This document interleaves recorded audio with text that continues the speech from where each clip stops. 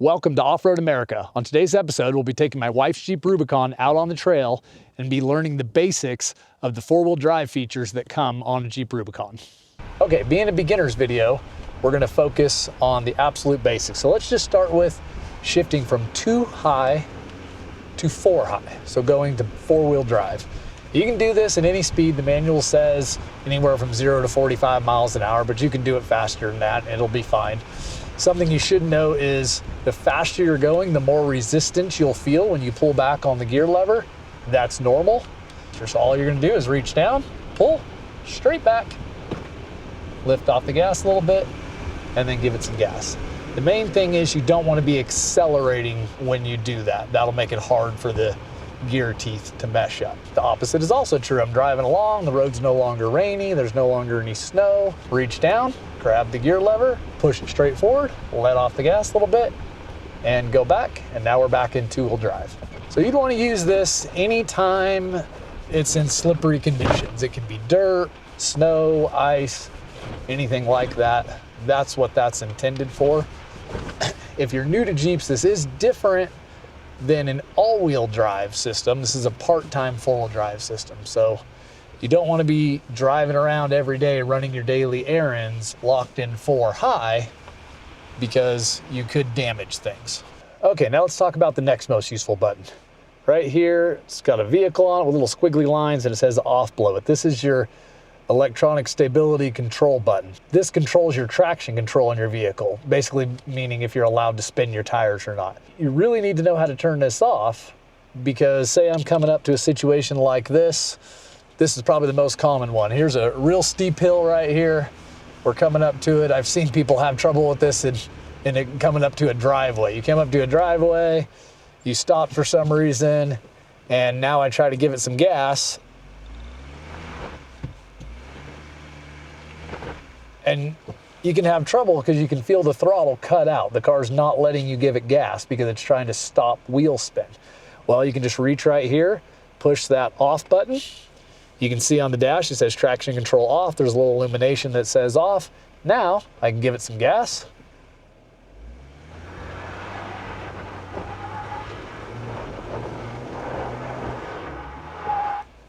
And I'll get some wheel spin. Now this is a perfect time to show that's not enough. I'm in two-wheel drive, the traction control's off, and I still can't get up the hill. Well, I can just grab the shifter, pull straight back into 4 high, roll back over, give it a little gas.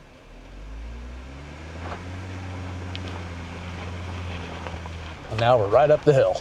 That can be a really useful feature, knowing how to turn the traction control off. I've actually seen people get stuck in parking lots out skiing. If they're running into a patch of ice, they got their new Rubicon, they're feeling like they can conquer anything, and they're giving it gas and the engine's cutting out and they can't get themselves out of the parking lot. Walk by, knock on the door and say, hey, can you push that button there? And they'll give it a push and then give it and get a little bit of wheel spin and then they're off, no problem. Another great feature to be aware of on the Rubicon that sometimes really surprises people is called hill start assist. So say I come up here and I stop on this steep hill. So I got my foot on the brake, I'm stopped and I'm on a steep hill. When I let go, it'll hold this here for 1, 2, there you go. You can feel it hold. It'll hold about 5 seconds. That's perfectly normal, nothing to be worried about. So I'm on the hill, I let off the brake. That gives me time to roll over and then give it gas. And then give it some gas without rolling backwards immediately. It's a nice feature when you're on a real steep grade or on the trail, you don't immediately start rolling backwards. That does work when backing up a steep hill as well. We're going to talk about shifting into low range or 4 low next, but before I do that, I want to show you what neutral does on the transfer case here, and a lot of people aren't aware of this. So I grab the shifter, pull back, move it over to the side. Before I get to 4 low, I'm going to end up in neutral. Okay, there it is. You can see neutral illuminated on the gauge cluster. Now here's the part many people aren't aware of. You can see the warning, 4-wheel drive neutral warning, vehicle may move even in park. This is designed for flat towing behind an RV. So even though I'm in park, the e-brake's not set, I'm in neutral. Watch this, I let off the brake, we're rolling.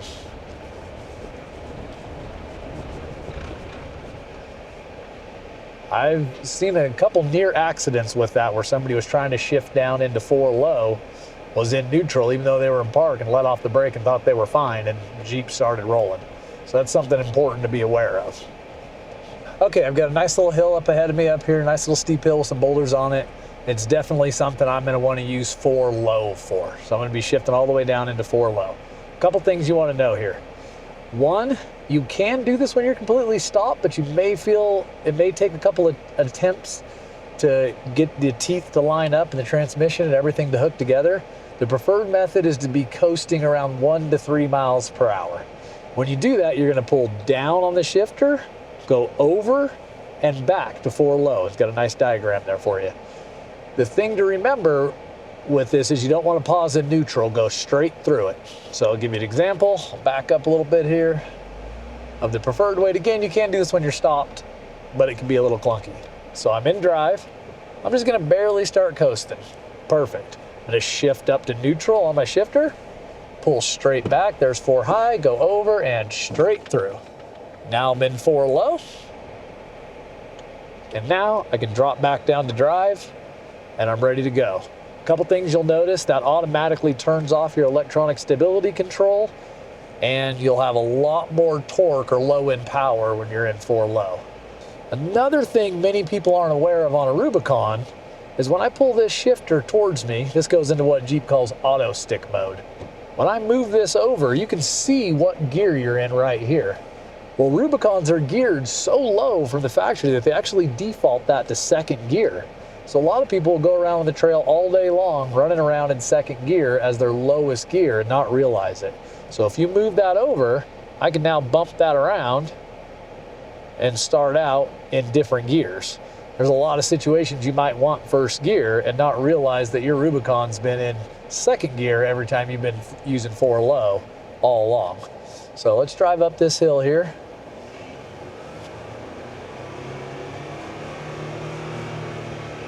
You can hear it. Things revving up. There's a big rock right here. I'm going to go ahead and drop it down into 1st gear, and we'll crawl right up this. We'll see how we do.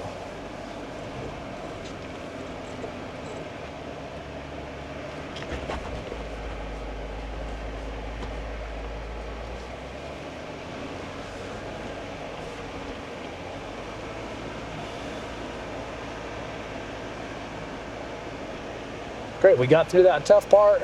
Now I feel like I'm not getting any speed. It's a perfect opportunity to reach down there. Go ahead and hit 2nd gear if you want to go up from there. You can also just leave it in drive by default. Keep it in drive and the Jeep will just shift gears as you want to go there. In the manual it states you wouldn't want to exceed 25 miles an hour in 4 low. In a practical sense, I don't think you'd ever do that because by that time you'd want to go back to 4 high anyways.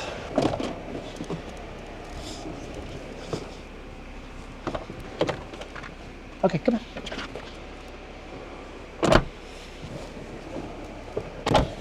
Maple says, that's enough bouncing around. I want to get out of this thing for a minute.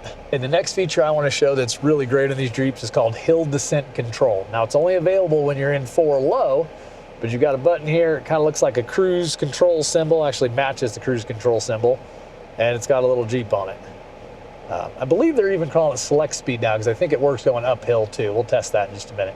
But most commonly used for going downhill. So I push the button here. That turns on. It says select speed on. Use shifter plus minus to adjust your speed. So I can move over on my gear shift here. And now I can set my speed. You can see here on the speed, it'll say 1.2, 1.8, 2.5. We can set this as slow as 0.6 miles per hour. And if I let off the gas, it's gonna try to keep me at that speed. I can reach down and grab my shifter. I can slightly move it up, 1.2, 1.8, 2.5, 3.1. And the Jeep's gonna control each brake independently, manage the throttle and the brakes for me. I'm touching nothing. Going down the hill, all on its own. Okay, and now we're gonna use it even going uphill. So I'm set at 3.1 miles per hour. The Jeep's gonna adjust everything and control everything and try to keep us going uphill. So I was correct. It's called select speed now. It's no longer called hill descent control. This is a great feature if you have a really, really long downhill section and your foot gets tired from going on the brake. I didn't think I'd like it, but I've been using it on some recent trail rides and it is great. If I touch the brakes, it cancels it just like cruise control.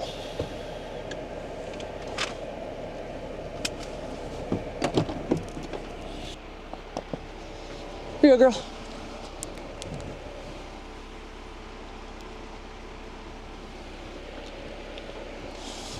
Good girl.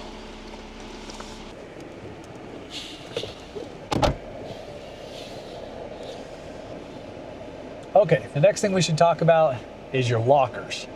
Being a Rubicon, I have a front and rear locker. What these do is when you're in four-wheel drive, the front and rear axles are already locked together at the same speed, but the individual tires, one of them could get in a hole and start spinning and not gain traction. When you engage the locker, it locks the rear axles together and no matter what, forces them to turn at the same speed. You can also do the same thing on the front. So I'm coming up to this hill and I know, okay, this looks serious. I'm gonna need some more traction here. What we can do is we can just reach down and push down on the rear locker. If we only want to engage rear only, the instrument cluster will let us know. You can see a little symbol there showing that the rear axle is locked.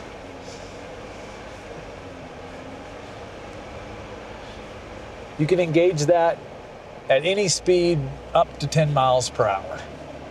Now, if I'm driving up something and I'm coming through and maybe I find, oh man, this is getting pretty tough. It's a great time. I can reach up, push the switch up. It'll say front and rear axle locked. Now, when I give it gas, I've essentially turned my Jeep into a tank.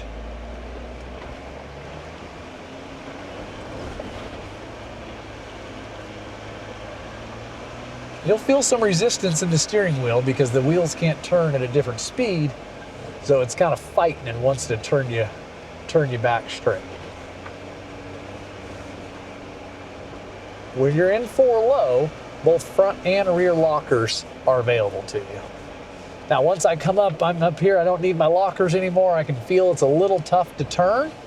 If I think I might still need my rear one, I can just push down right now and go back to rear only.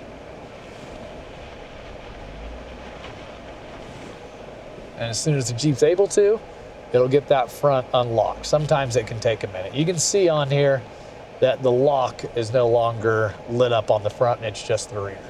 And I'm driving along. And maybe it's an open trail from here on out and I realize, okay, I don't need my front or rear locker anymore. The way to disengage it, there's a button right here to the neck, says off.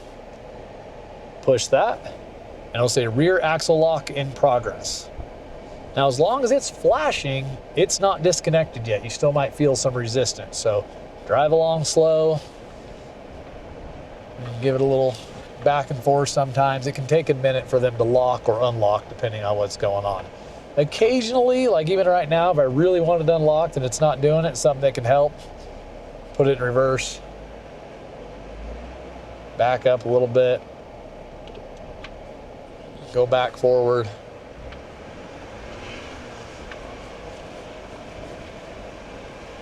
And there we go, rear axle unlocked. Okay, this area right here will be great for showing you the next feature. So say you're coming through something like this,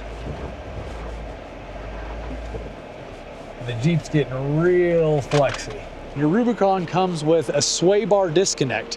When you're in a situation like this, where you have a lot of articulation going on, I'm up on 2 wheels right now, and you're way up in the air like that, this tire's off the ground, it can make it tough to get traction. So I'm gonna back up, disconnect the sway bar, and come back through here so you can see the difference.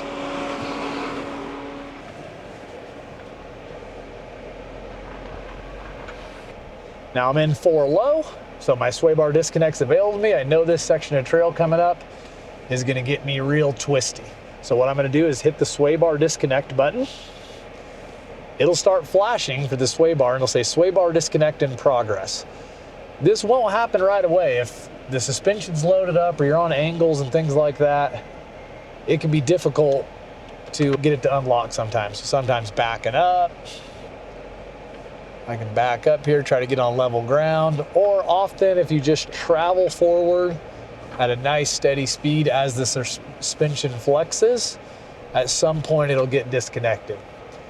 There we go, it says sway bar disconnected, so that's disconnected. So now I'm gonna head out and go on to this same obstacle I was just parked at with the sway bar disconnected, and hopefully we'll be able to show you how the Jeep has more articulation and we don't end up picking that tire up when I come through that obstacle this time. So now as I come around, the Jeep feels a lot less tippy and this tire's on the ground. If I shake it now, I've still got more articulation even after this. The sway bar disconnect can really increase your traction and make the vehicle ride a lot nicer off-road. Now, an interesting quirk of the sway bar disconnect is if you're disconnected and you start going over around 20 miles an hour, it will reconnect. That's so you maintain your stability on the higher speed. So you can see I'm driving along right here and I can just see it flash and it said sway bar connected. And now if I slow down, the Jeep's gonna immediately say sway bar disconnect in progress and it disconnects it for you. So that's a nice feature that if you get going fast, it reconnects itself back up. Once you slow down, it disconnects for you. If you want to reconnect the sway bar, you're getting ready to go back on the road, you can just reach down here, hit that sway bar button, and it will flash. It'll say sway bar connection in progress, and just said sway bar connected. There's one more feature we haven't covered yet, and that's Offroad Plus. Now this does different things if you're in four-wheel drive high or four-wheel drive low. It's not available in two-wheel drive. When you're in four-wheel drive low like I am now and I reach down here and push Offroad Plus, it's gonna say four-wheel drive Offroad Plus active. It's gonna launch your off-road pages. If you have a front trail camera, it'll launch that as well. And what this does is makes the traction control, the brake locking differential feature in the traction control, it puts it in its most aggressive mode, and it makes the throttle less sensitive because it's assuming you're doing slow off-road crawling, so you need good control. It's a really nice feature because in 4 low, the throttle can be really too responsive. But if I drop all the way down into first gear and I do this, I can give it a lot of throttle. If I go quick, it's not so snappy. It allows me to be a lot smoother. If you're doing hard obstacles, you're in 4 low, Offroad Plus is definitely something you want to be. Okay, there's a few more things to talk about. Now I'm back in 4 high. 4-wheel drive high range is pretty interesting because if I reach down here and I try to do my rear locker, it says axle lock canceled. So I don't have a rear locker. But what I do have, and a lot of people don't think about, which is great, if you hit a trail like this one and it's a little bit bumpy and you don't need low range, well, you can disconnect your sway bar. So if I'm coming through here and it's a little bit bumpy and I feel like everything's getting bounced around, kids' heads are bobbing sideways and everything's feeling rough, reach down here and hit that sway bar disconnect, and your sway bar disconnect does work in 4 high as long as you're not going too fast. And that's a great little trick when you hit a rough road and maybe you don't feel like airing down. So often I'll be driving along, hit a dirt road. It's not something that I need 4-wheel drive for, but my sway bar disconnect's not available on 2-wheel drive. So I'll grab the lever, pull it back into 4 high, hit my sway bar disconnect, and it provides a massive improvement in ride quality. Hopefully that tip helps you out. How about you? Do you know any tips that I haven't been thinking of? If you do, leave them in the comments below. I'd love to know if there's something I missed. Okay, now the last thing we haven't talked about is how Offroad Plus behaves when in 4 high. So I'm moving along here at 4 high, going along, I'm gonna reach down and hit my Offroad Plus. This turns the traction control off, that's the first thing it does, and it increases the throttle response. So instead of making it less sensitive, it makes it more sensitive. It holds shifts longer. A lot of people think about this as sand mode. Now, there's one other little trick here. Now, if I reach down, I try to hit my rear locker, It says to lock axles, shift to four-wheel drive low. Ah, bummer. I really wanted to use my locker when I was on those sand dunes. So what I'm going to do is hold the electronic stability control button, the ones we used earlier, and now it says electronic stability control off. So that's the second mode that you can engage when you're in Offroad Plus. Now that that's disengaged, I can reach down. When I hit my rear locker, it says rear axle locked. So when you're out in the sand dunes, that's where you're going to want to be. You're going to be in 4 high, Offroad Plus, and you're going to want to hold down that stability control button so that it turns all stability and traction controls off. Everything's off. And then you can engage your rear locker. Now the front locker still won't work when you're in four-wheel drive high. But that's a great tip for out on the sand dunes or anywhere where you need a lot of wheel speed. If I want all that to turn off, I can just reach down and hit Offroad Plus. That'll turn my traction control back on, disconnect my locker, and handle everything for me just like that. Well, I hope that helps some of you out. Hopefully you learned something that you didn't know before. Even if you are experienced, sometimes revisiting the basics can be great. This is part of Offroad 101. In this series, I'll be covering more things like how to air down, how far to air down, basic recovery techniques, what do you want to bring on the trail, everything that beginners need. I really love to see new people getting out on the trails with their families and exploring. Hopefully this video gives you the confidence to go out and explore your local trail, play around with the different features, and start to learn more about your Jeep. If you have any questions or anything I didn't cover, let me know in the comments. I'd be glad to help you out on them. I plan to do a lot more Offroad 101 videos. I really enjoy helping new people feel comfortable and gain experience off-road. Thanks for watching that episode of Offroad America. It's part of our Offroad 101 series. If you've got any other ideas for videos you'd like to see in this series, let us know in the comments below. Otherwise, be sure to like and subscribe, and we'll see you next time. Maple, load up. Let's go. Load up. Good girl. Good girl, Maple.